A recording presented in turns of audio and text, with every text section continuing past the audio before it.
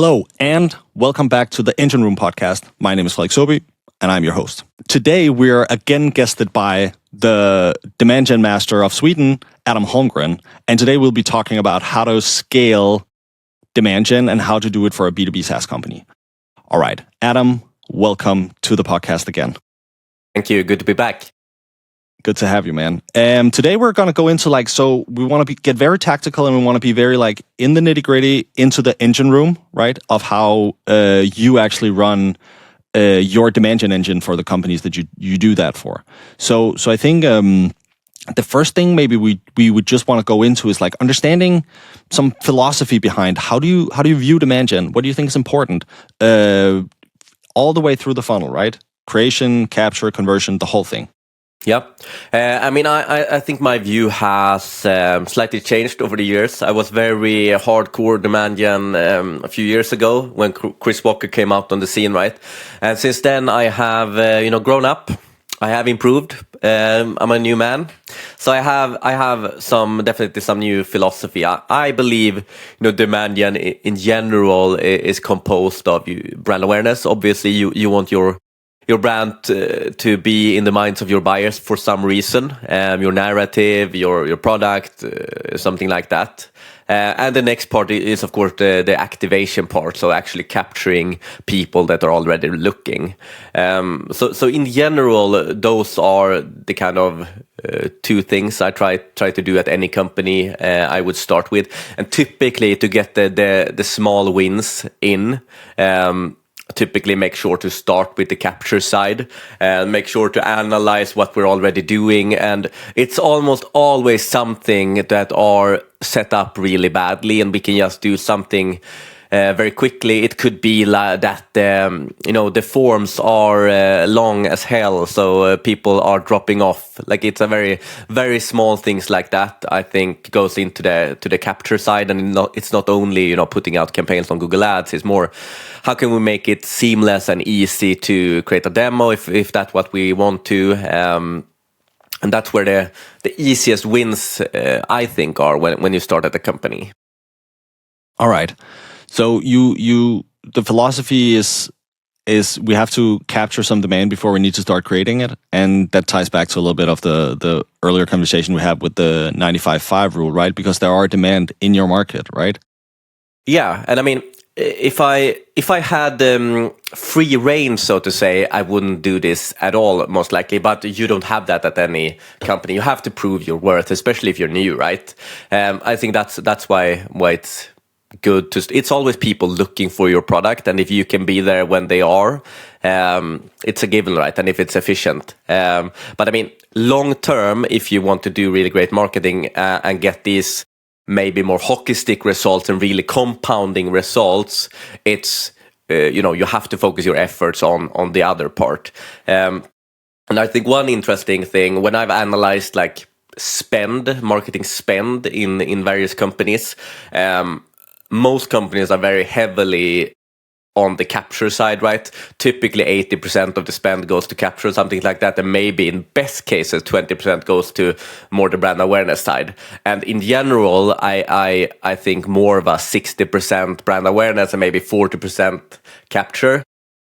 And that goes into all marketing efforts, of course. It is something to look for. I think the problem when you're too heavy on the capture side is that at some point that will kind of dry up. It could work great for a while, for a quarter, for 2 quarters, but after a while, you don't have more of these buyers coming into that whole sequence, right? And I think that's where the brand awareness part comes in. If you are focusing on that, those kind of results compounds over time. So as your brand gets stronger, more people will obviously, most likely, when they get in market to buy, they will think of you and come to you. And that's everything we're trying to do. Yeah, that makes a lot of sense. So if we want to get into the nitty gritty of it, you first would want to start capturing some of the existing market demand. Can you try to explain how do you approach that? Yeah, channels, mindset, measurement, all that stuff. Yeah, of course. It kind of depends also on the ICP that we're running towards. But in this scenario, let's take an ICP like IT Tech, at least, that we know that they are on LinkedIn a lot. Then it's kind of a given channel. If you're focusing on a more traditional channels, you probably have to do something else. But if we're thinking about a channel that are an audience that are very digital, they are most likely on LinkedIn, not all the time, but at least somewhat. I'd most likely start with some sort of retargeting. We could start with retargeting on both LinkedIn and something like Meta, but I'd start with LinkedIn for sure. It's the great thing about retargeting is that it's people that already have some sort of knowledge about you. They are most likely visiting your website or your company page or something of those in those lines, right? And if you are, have been running other channels as well, such as Google Ads, etc., you can kind of capitalize on that traffic as well. Most of that traffic will never turn into anything, but if you're doing retargeting, you can obviously continue to be present for those people. So if we have traffic, that's maybe the main thing already. I would start with some sort of retargeting effort on LinkedIn ads and kind of try to nudge people in that direction. That's actually interesting because you mentioned, and then I'm sure I've also been heavily influenced by Chris Walker and the way he sees things, or the way he was able to communicate that. That goes a little bit against the Chris Walker playbook to try to capture demand on something like social, right? But you see that working right now? Yeah, for sure. I mean, it depends on what kind of product you sell as well. I think Chris Walker has been very openly that he's not really aligned with his model anymore either. So I think it goes hand in hand. But I think it's all about, again, in the early days at the company, you kind of have to prove and fix certain things and prove that you're getting things in. So I think starting something like retargeting, maybe getting some sort of Google Ads efforts, maybe you want to start that in combination. So you run a few what we call maybe money keywords on Google Ads. You know that you want to sell to these kind of, take really as an example, we are selling an API automation software. Maybe that is the keyword I'm choosing, maybe even going into more niche, right? But something like that, and then we can kind of capitalize on that, capture traffic, if you say, on retargeting. So we kind of have a full spin model. But what I'd say about retargeting, and it's more that I nudge people in the right direction than just ask them for a demo right away, right? So it's more that I, make something fun of, okay, we've been waiting for you here for a couple of months now. Please help me keep my job, or like something of those.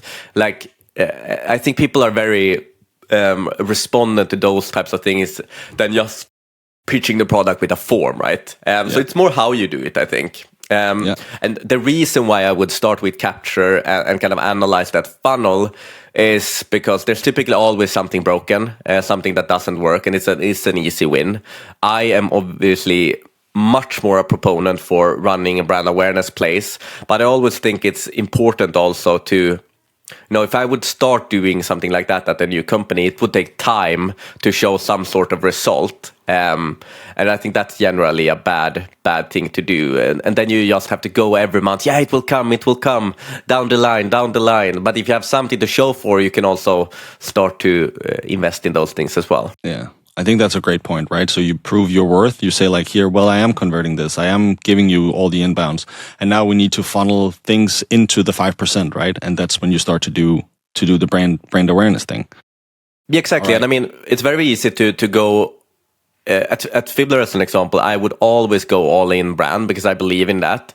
But I would be stupid if I did that at a scale up, especially if it's a mature enough category, right, where there are a lot of buyers searching for that. I mean, it would be foolish almost to not be in that discussion. Then it's like, yeah. All right. What are some of the, rounding off here in the demand capture part, what are some of the most important metrics you're looking at when you're trying to figure out if you're capturing demand efficiently?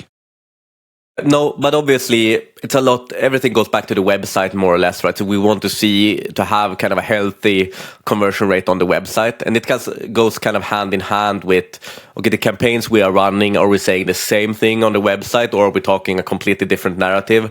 If we have a lower conversion rate, that's typically the case. It's very often I see that companies are saying one thing in the campaigns and then saying something completely different on the website. Typically more generic. Is something related to AI-powered GTM. So if we can follow the kind of same narrative, that typically helps. And then just making it dead simple to sign up and to ask for a demo is also like one of these. I think we've seen a couple of these where people on LinkedIn reaches out to 100 companies or something like that and gets responses from like 10 of them in the next day, and the rest are just. So I think that's also goes into it, right? So making the whole process very, very efficient in that sense, and making sure the website is, especially the starting page where most people land, is very crisp in terms of messaging. Right. I would also argue that many scale-ups and similar should have smaller websites in general. I mean, it's very easy, and I mean, Brilliant is a great example of this too. You have a lot of people working on the website, and at some point you have 5,000 different pages that you have no clue what they do or what they say. If you would have 10 pages, maybe you would have a better grasp of what you're saying here, and you can change things. Because, I mean, people are not really going to go into all of those, right? No. I agree. We're 30 people here at Sparkforce right now. I'm already feeling this, right? Yeah, exactly. And it kind of happens, the website right? Too big? Yeah, it does.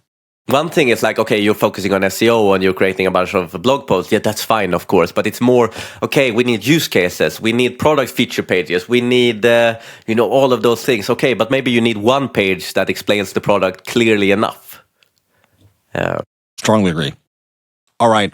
If we're moving back into the funnel, so now we're talking to the funnel, if we still talk about that in 25, we're going into creating demand and building this brand awareness.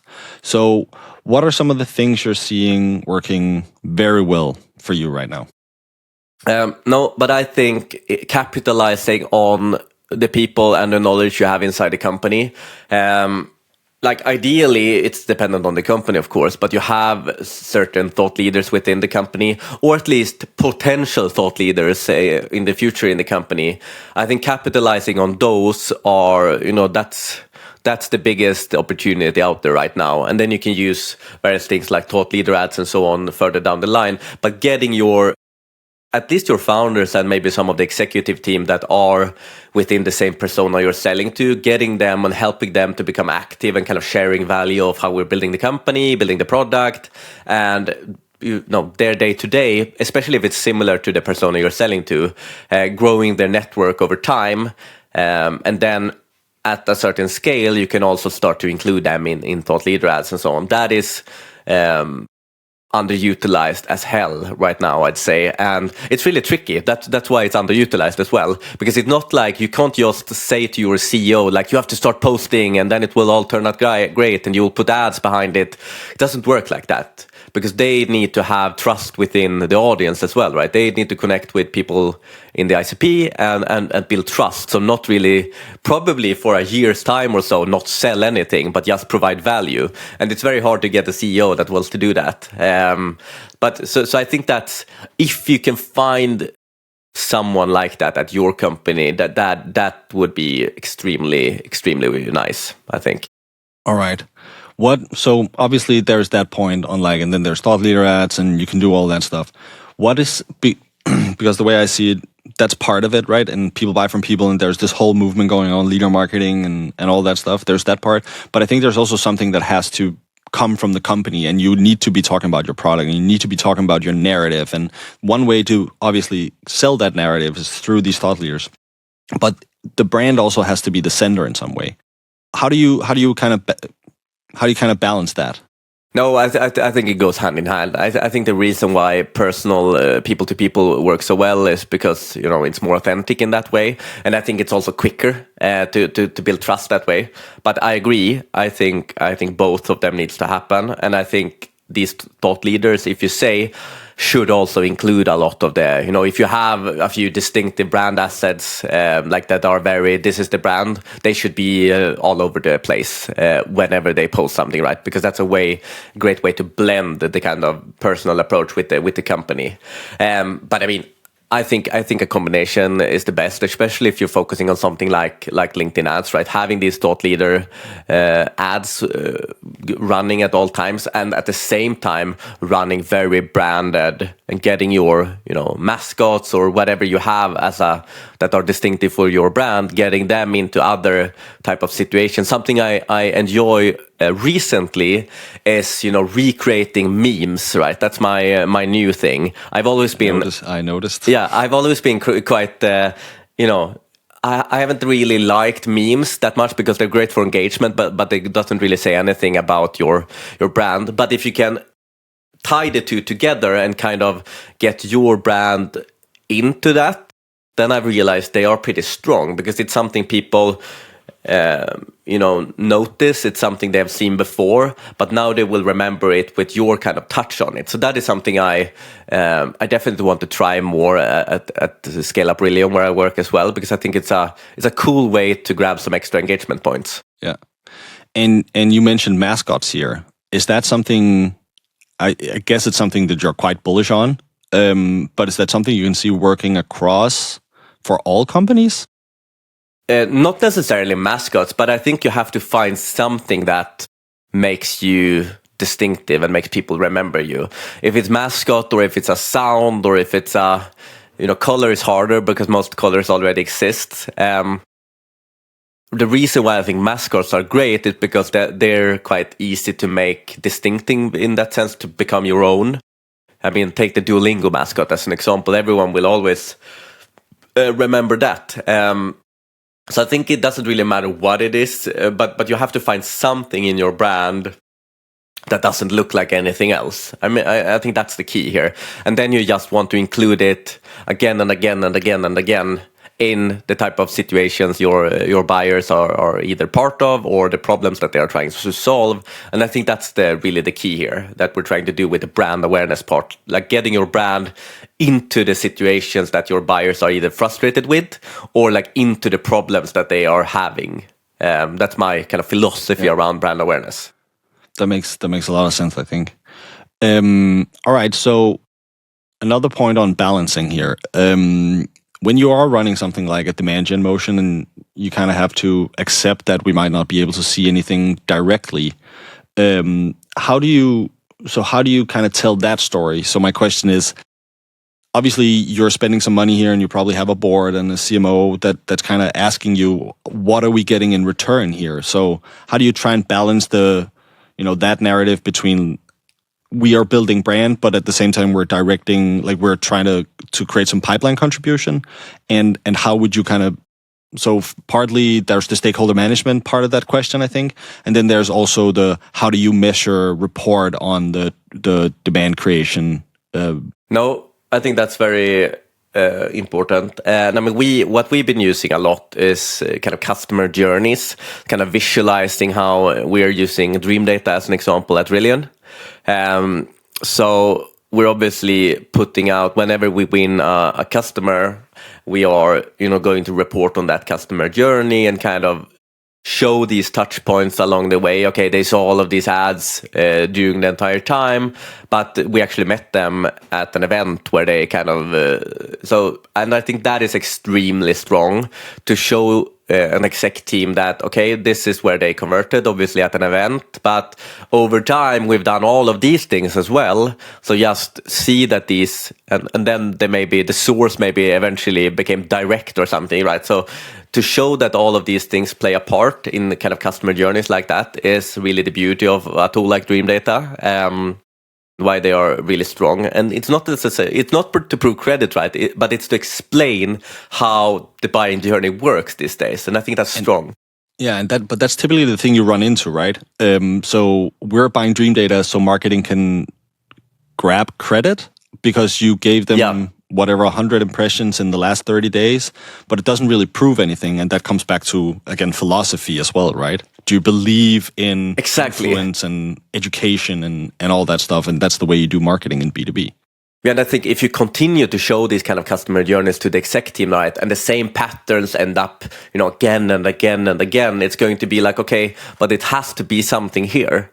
Like, okay, we are showing these ads across Google, across LinkedIn, but they are coming in as, organic search or whatever for your brand. Obviously, there's something here, like that we are doing right. So I think that's a smart way to, because I think every exec team believes in this kind of customer journey. Every exec team accepts this new buyer journey as well, I think. It's more that they are very pressured to prove bottom funnel results. Yeah. But this also is, so reporting on that can become a very, big task, because let's say you close 100 deals or like 50 deals a month, right? Then you have to show every customer journey. So that also becomes a long board meeting, right? It's manual as hell. Yeah. So exactly. Ping to Dream Data is to do that for us, maybe AI at some point. Yeah. Well, I'll make sure to send this directly to the product team at Dream Data.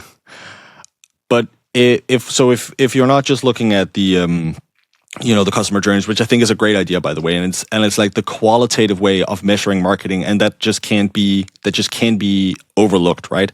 But I'm assuming there's also some quantitative stuff that you can look at, some actual metrics that you're looking at to see, okay, here's something that's happening with our demand creation. Yeah, of course. I mean, we are always looking at, okay, how much of these high intent MQLs are we getting in? So demos booked, and then how many of those are within our ICP? So those are two like leading metrics we always, we have targets for, because we know that we need to hit a certain point to be able to then have deals in the coming month, and then have pipeline also in the coming month, and maybe revenue in 6 months.